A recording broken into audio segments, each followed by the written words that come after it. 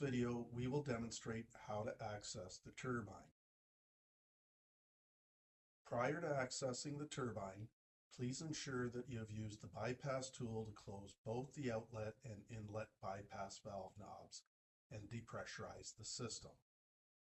Then push the red secure clip holding the valve body and bypass valve in place from underneath and lift it up and set it aside.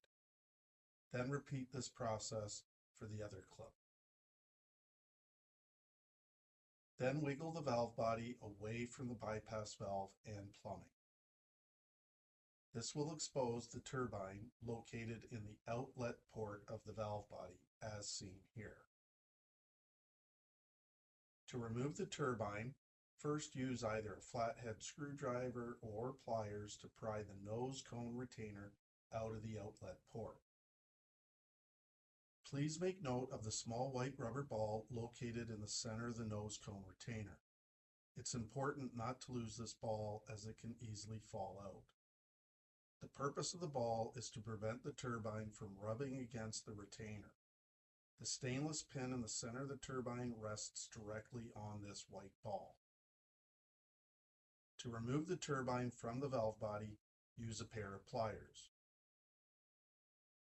Note that there are two magnets located on either side of the turbine.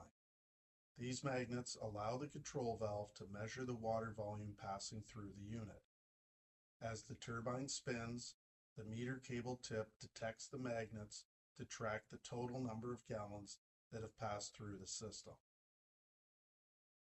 Clean the outlet port of any buildup or debris that may have caused the turbine to jam. It won't hurt to also clean the inlet port.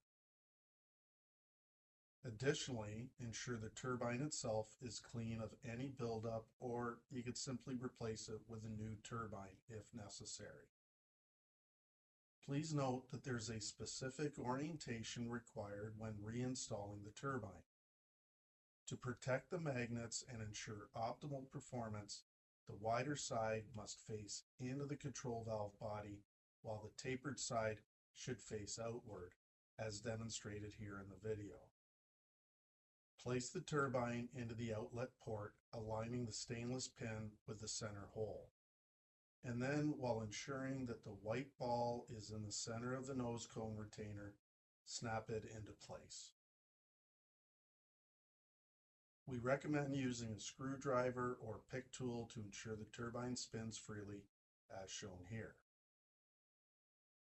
Prior to reconnecting the valve body to the bypass valve and plumbing, please apply a light amount of silicone grease to both O-rings on the bypass valve. Once lubricated, push the valve body and bypass valve together and secure them into place using the two red clips. You have now successfully inspected and cleaned or replaced the turbine assembly.